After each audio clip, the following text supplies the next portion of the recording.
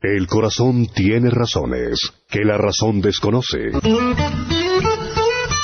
La fe y la razón no se excluyen. El nuevo continente. Razones para la fe. Con el pastor, teólogo, apologista y escritor Arturo Rojas y su esposa Daisy Guzmán, consejera y comunicadora social. Razones para la fe.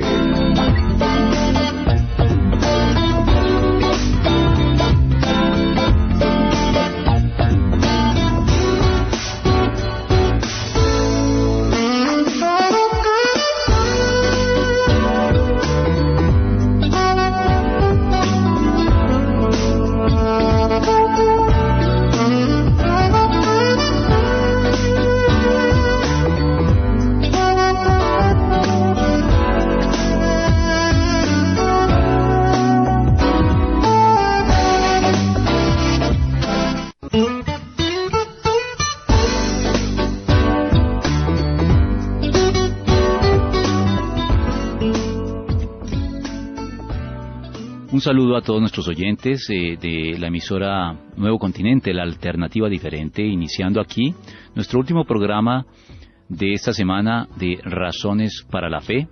Hoy jueves a las 8 de la noche, como es nuestra costumbre ya.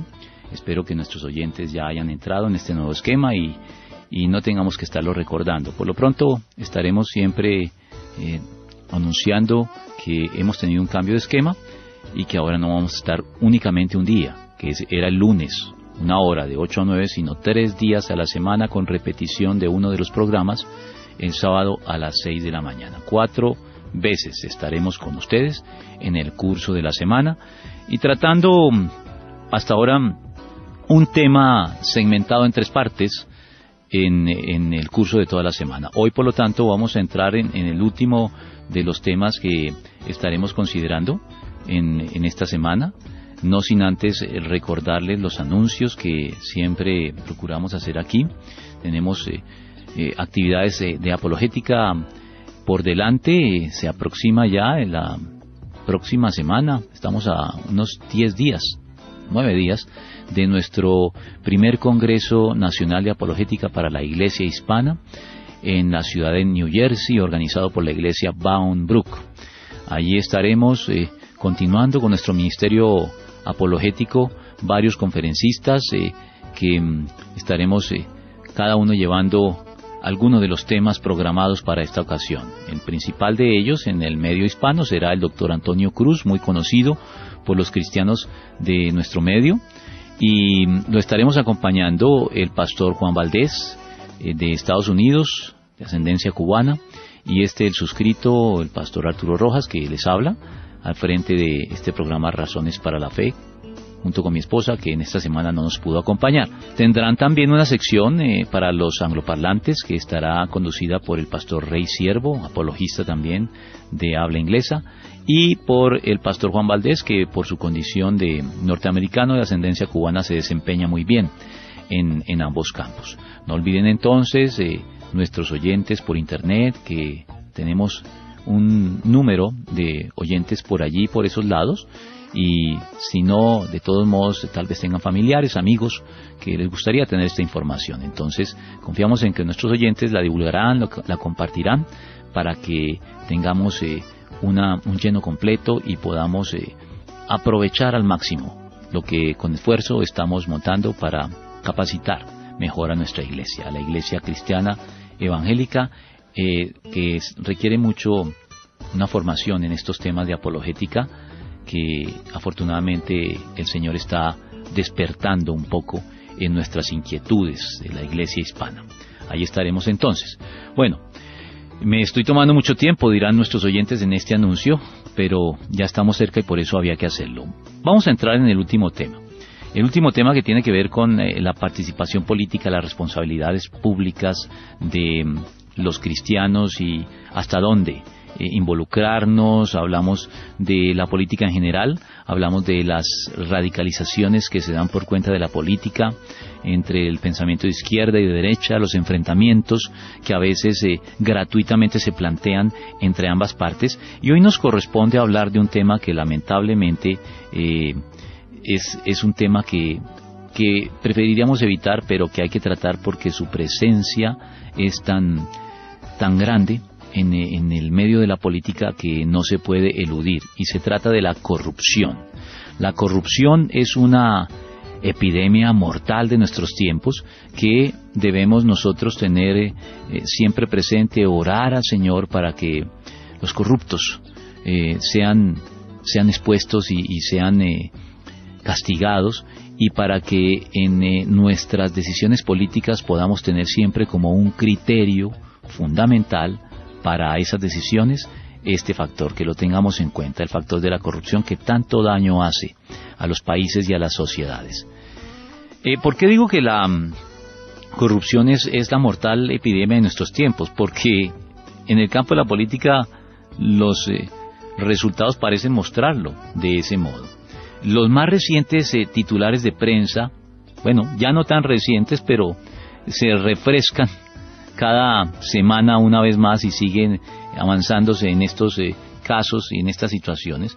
Pero hace relativamente poco, los titulares de prensa dieron cuenta de la corrupción que llegó a alcanzar incluso a prestigiosas instituciones tradicionalmente respetadas en nuestro país, como lo son las altas cortes, que fueron consideradas durante un buen tiempo como uno de los pocos, o tal vez de los últimos reductos institucionales que habían logrado mantenerse relativamente al margen de los grandes escándalos mediáticos de corrupción que afectan a diario y de manera creciente, desde tiempo atrás hay que decirlo, a todo el resto de desprestigiadas instituciones del poder público nacional, tanto del poder ejecutivo como del poder legislativo y el poder judicial. Esos titulares tal vez los recuerden nuestros oyentes, la Corte Constitucional, también por allá en la Corte Suprema de Justicia y el Consejo de Estado, que son instituciones que habían mantenido ese prestigio medianamente satisfactorio por encima de todas las demás. Y es por eso, por esta circunstancia, que más allá de debatir, lo cual no está mal, pero debemos ir un poquito más allá de debatir sobre el modelo político o el modelo económico más eficaz para promover la prosperidad y la justicia de todos los pueblos y de todas las naciones que conforman el mundo actual, como lo hicimos o tratamos de hacerlo ayer en el programa sobre la izquierda y la política. Lo cierto es que antes que eso, o más allá de eso, deberíamos considerar más bien ese nefasto papel que la corrupción está desempeñando en todos, sin excepción, y en cada uno de esos modelos. Cada vez que sus abanderados logran concretarse o logran llegar al poder en la historia, hemos visto que ahí no se salva nadie, que entre el diablo y escoja, que el que esté libre de pecado lance la primera piedra. Porque la vulnerabilidad que cualquier sistema político o económico ofrece ante el poder epidémico, como lo he dicho hasta ahora, que la corrupción despliega, tiene que ver más que con sistemas políticos o económicos particulares, tiene que ver con el carácter de los pueblos y a un nivel más profundo con la naturaleza humana en las condiciones actuales de nuestra existencia. Entonces, como he señalado dos cosas, primero, los sistemas políticos económicos y el carácter de los pueblos, y en segundo lugar, la naturaleza humana, vamos a tener que ir por partes. Vamos a emprender, en primer lugar, un análisis sociológicamente comparativo para tratar lo que tiene que ver con el carácter de los pueblos, y después haremos una pequeña reflexión desde una perspectiva teológica y filosófica en lo que tiene que ver con la naturaleza humana. Hablemos en primer lugar de los índices de corrupción que uno puede descubrir, que uno puede investigar y examinar con cabeza fría. Transparencia Internacional es una organización no gubernamental, una ONG que publica anualmente el índice de percepción de corrupción en 175 países evaluados. Cuando uno entra a estas tablas, descubre que en el 2014 Colombia, no salió bien librada, como era de esperarse. Ocupó, recuerden, entre 175 países el lugar número 94. Ahora, no subió ni descendió en relación con algunos de los años anteriores, lo cual no es un motivo de satisfacción, ni mucho menos, porque el lugar de todos modos es muy retrasado. Pero lo curioso, y es a lo que quiero llamar la atención, es que los primeros 5 puestos en esta tabla de transparencia internacional son acaparados por los países escandinavos, como cuáles: Dinamarca, Finlandia, Suecia y Noruega. Los primeros 5 puestos hay 4 países escandinavos, con la excepción de Nueva Zelanda, que es la única que no proviene de allí y está en los 5 primeros puestos. Los siguientes 5, es decir, hasta el 10º, son repartidos en su orden entre Suiza, Singapur, Holanda, Luxemburgo y Canadá.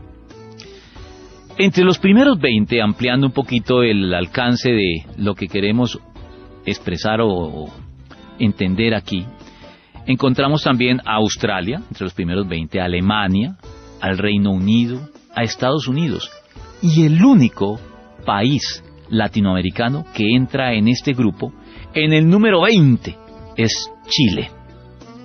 Aunque, bueno, en honor a la justicia hay que decir que Uruguay figura en el puesto número 21, pero son casos de excepción. De hecho, los países latinoamericanos en general aparecen por debajo del puesto 80, lo que conduce a pensar en el papel que la religión ejerce en las actitudes de las personas y de los grupos humanos que se hallan bajo su influjo, en el propósito de combatir la corrupción. Creo que es inevitable pensar en el papel que la religión desempeña cuando vemos esta distribución de la percepción de corrupción en los países en la tabla de transparencia internacional. ¿Y por qué la religión? Porque no es un secreto que los países del norte de Europa y los de la órbita anglosajona, que se encuentran asociados al Reino Unido, así como países como Alemania, Suiza y Holanda, son países en los que la reforma protestante arraigó profundamente, de tal modo que inculcó en su gente lo que, una vez más citando a nuestro sociólogo Max Weber, él llamó la ética protestante del trabajo. Esa ética caló en estos países en donde se dio la reforma, donde la reforma terminó influyendo de manera decisiva. Y esa ética protestante del trabajo es la causa determinante, así lo dicen los estudiosos en sociología, del gran desarrollo económico y social de estos países, en virtud, entre otras cosas, de su integridad y de su rechazo generalizado de la corrupción. Comparativamente hablando, no decimos que este análisis es comparativo, no quiere decir que allí no hay corrupción, pero es mucho menor, supremamente menor que en los países de final de la tabla. Por contraste, para seguir haciendo ese análisis sociológico, los países del sur de Europa, tales como Portugal, España e Italia, que se encuentran en los siguientes puestos: 33 Portugal, 40 España y 69 Italia, como lo acabo de decir, como se acaban de dar cuenta, figuran mucho más atrás en esta lista, apenas un poco más adelante que sus excolonias, en particular las de Latinoamérica, en donde nos encontramos nosotros. Tampoco es un secreto la relación directamente proporcional entre la corrupción y el retraso de estos países europeos. No hablemos de los latinoamericanos, estos países europeos, Portugal, España e Italia, no es un secreto que se encuentran retrasados en el desarrollo cuando se les compara con los que hemos mencionado como primeros de la lista, los países de escandinavos y Alemania, Suiza, Holanda y todos los demás que mencioné, que no viene al caso de nuevo hacerlo de manera exhaustiva. Eso me parece a mí bastante inquietante, bastante significativo. Todo esto se explica en buena medida por el predominio histórico que en esos países europeos y por ende, en consecuencia en sus excolonias, ha tenido el catolicismo romano, que es una versión del cristianismo que lamentablemente tolera e incluso promueve entre sus fieles la doble moral. Esa misma doble moral que se indigna y se rasga los vestidos ante los grandes escándalos de corrupción de los funcionarios públicos, que se enriquecen a manos llenas a costa del erario público. Pero esa misma multitud se tolera a nivel anónimo, tolera a nivel doméstico esa misma corrupción que condena en los grandes funcionarios públicos, la tolera sin problemas en sus vidas a nivel doméstico. Tal vez a menor escala, pero eso es cuestión de cantidad, no de calidad. La corrupción es la misma, así sea mucha o sea poca. Así le estamos dando la razón a Milor Fernández, que es un pensador brasilero que es muy mordaz en sus apreciaciones, cuando decía que muchos de quienes hablan vehementemente contra la corrupción tan solo están escupiendo el plato en el que no pudieron comer. Yo creo que en nuestros países esa descripción es muy ceñida a los hechos. Entonces debemos captar el contrasentido que hay en esto y dejar de lado esa doble moral que se nos heredó por parte de los conquistadores españoles, portugueses, que colonizaron a nuestros pueblos. Porque disculpar la corrupción que practicamos a pequeña escala, y de manera anónima, por supuesto, mientras condenamos la corrupción de los terceros, otras personas, a gran escala es así, y ventilada de manera pública, esa actitud es la raíz de todos nuestros males, incluyendo, por supuesto, los relacionados con la economía, que los tratábamos la semana antepasada, cuando iniciamos este nuevo esquema de 3 programas. Hablamos de la economía, de los males económicos de nuestros pueblos y la pobreza. Haríamos bien en tener en cuenta lo que Benjamin Franklin dijo, que sin ser necesariamente un cristiano, porque él no fue un cristiano, fue un simpatizante de la causa cristiana, pero Benjamin Franklin no se puede caracterizar como cristiano propiamente, es más bien lo que se conoce como un libre pensador, un deísta, un creyente en un Dios creador, pero que considera que la religión está de sobra. Bueno, como sea, Benjamin Franklin decía algo muy cierto: una pequeña falta puede engendrar un gran mal. Pensémoslo, porque la Biblia respalda esta idea. No podemos tolerar pequeños males y después lamentarnos de los grandes males, porque los grandes males comienzan siempre con pequeños males. Así que hay una inconsistencia, una incoherencia en los cristianos, y los cristianos evangélicos debemos honrar lo que se puede percibir en los países escandinavos formados bajo la ética protestante. Esa doble moral allá no está justificada, hay que combatirla, y por lo tanto debemos combatirla en nuestro país, en donde es masiva, en donde es generalizada. La misma historia nos demuestra que la laxitud, la tolerancia de la corrupción en una pequeña escala va socavando lentamente, pero de manera segura, las bases de confianza de la sociedad, y gradualmente da lugar a faltas mayores, con consecuencias cada vez más serias, más dolorosas y más difíciles de resolver o de echar para atrás.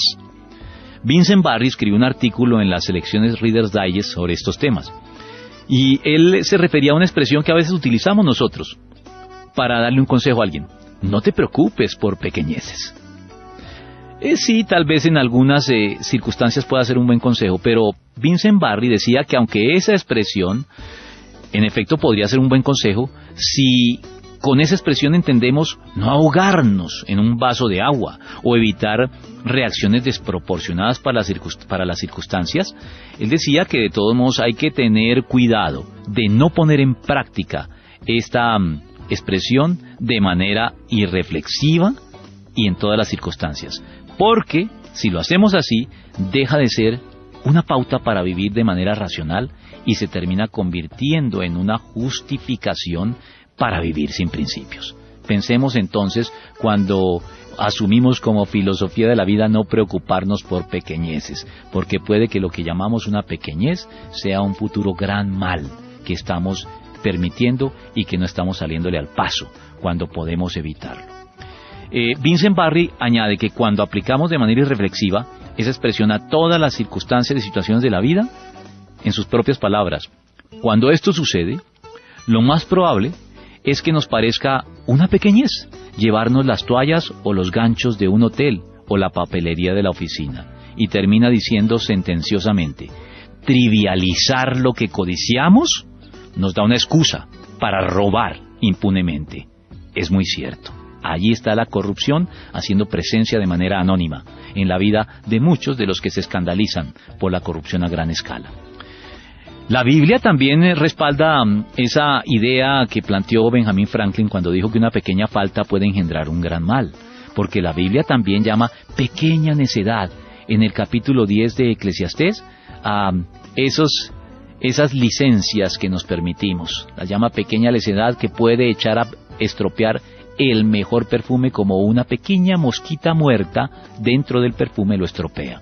También en el Nuevo Testamento, en 1 Corintios capítulo 5, versículo 6, en Gálatas capítulo 5, versículo 9, se habla de ese poco de levadura que puede terminar fermentando para mal toda la masa. Y para no ir tan lejos, desde el Antiguo Testamento, en el libro del Cantar de los Cantares del rey Salomón, se habla de zorras pequeñas. Es la manera de referirse a esos asuntos que trivializamos y que no le prestamos atención.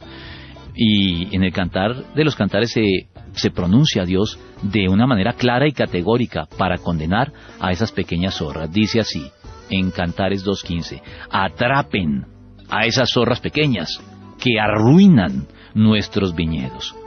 Por eso me parece sintomático algo que leí hace algún tiempo en la revista Semana y que no ha perdido su vigencia.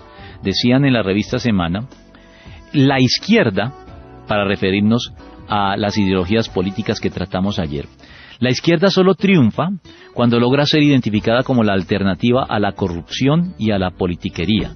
Y podríamos decir eso también de la derecha. Pero pues digamos que históricamente la izquierda ha hecho más uso de este argumento. El punto no es aquí estar en contra de la izquierda o de la derecha, porque ya expliqué ayer que en ambas formas de pensamiento hay cosas que se pueden rescatar. Lo que quiero señalar con esto es que a pesar de que en nuestros países ni la izquierda ni la derecha puedan arrojar la primera piedra en relación con la corrupción, el punto es que el simple hecho de que un candidato o un partido pueda triunfar en elecciones simplemente al asumir como bandera la lucha contra la corrupción y la politiquería, con esa sola bandera llegar al poder, eso me parece a mí que es triste, porque es un indicio del desprestigio general en el que se encuentran las instituciones de la nación en cuestión, donde no hay programas, donde no hay proyectos, donde no hay planes que realmente merezcan el suscribirlos y el allegarnos a ellos, sino simplemente el que se comprometa a combatir la corrupción tiene todo nuestro respaldo. Me parece que eso es lamentable y eso habla de la pobreza y de la degradación de las instituciones de un país. Esa situación social ha sido bien aludida con ese refrán que dice que en país de ciegos, pues el tuerto, claro, termina siendo rey. Ojalá que podamos superar este tipo de situaciones sociales en nuestro país y que los cristianos juguemos un papel muy determinante para elevar los estándares sociales de nuestra sociedad. La corrupción, que es de lo que venimos hablando, termina dando así fuerza a ese peligroso e irreflexivo voto protesta del que se habla hoy, o voto castigo. Algunos lo llaman voto castigo, voto protesta, son diferentes nombres para el mismo fenómeno. El voto protesta o el voto castigo puede ser muy peligroso. Es ese voto, para nuestros oyentes que no saben de qué estoy hablando, ese voto por el cual el electorado, más que votar por uno de los candidatos, lo hace más bien en contra de su rival. Esa es una modalidad de voto que se está tornando cada vez más frecuente dentro de las democracias modernas y en particular la nuestra. Y los resultados del voto protesta en donde quiera que se impone demuestran que no ha sido tal vez la mejor manera de garantizar un buen gobierno libre de corrupción. Y no deja de ser una medida desesperada por parte de un electorado que suele a veces conducir a situaciones de corrupción peores que las que se pretendían corregir. Y yo creo que tengo que dejar aquí porque podríamos comentar también lo que hoy llaman voto útil o otros términos que la democracia está acuñando, pero tal vez no tengo el tiempo y debo cerrar el programa. Así que voy a hacerlo de esta manera. Definitivamente más allá de análisis comparativos como los que hemos hecho hoy, la corrupción también debemos recordar que está presente siempre, de manera latente, en el corazón de todos los hombres, incluso de los países escandinavos. ¿En virtud de qué? Del pecado. El pecado original hace que la corrupción aceche a todos los hombres y que debamos estar velando. Y es por eso que tal vez la mejor, tal vez la única forma consistente de combatir exitosamente la corrupción es la redención, llevada a cabo por Cristo hace 2000 años en la cruz del Calvario. Porque la redención transforma los corazones corruptos de todos los que se rinden de lleno a Él en arrepentimiento y fe sincera. Y creo que comenzamos por política y terminamos de nuevo en evangelización. No sé cuánto tiempo me queda, si en el máster me lo indican, porque ya creo que he agotado. Bueno, me queda un minuto para despedirme una vez más de nuestros oyentes. Todavía no hemos definido el tema que vamos a tratar en la próxima semana, pero ya estamos habituándonos y entrando en la dinámica de este nuevo esquema. Y la verdad es que a nosotros, a mi esposa, a mí, que ella no ha podido participar mucho, pero la semana que participó se sintió a gusto, y yo me siento cada vez más a gusto. Espero que nuestros oyentes también estén a gusto y que cada día haya una mayor audiencia y recomienden el programa y contemos con un buen grupo fiel aquí que pueda beneficiarse del esfuerzo que hacemos para ilustrar a nuestros oyentes en todos los temas de la apologética y la argumentación que surge de nuestra fe bíblica. Bueno, entonces nos veremos el próximo martes de la siguiente semana. Dios los bendiga. El corazón tiene razones que la razón desconoce. La fe y la razón no se excluyen. El nuevo continente. Razones para la fe. Con el pastor, teólogo, apologista y escritor Arturo Rojas y su esposa Daisy Guzmán, consejera y comunicadora social. Razones para la fe.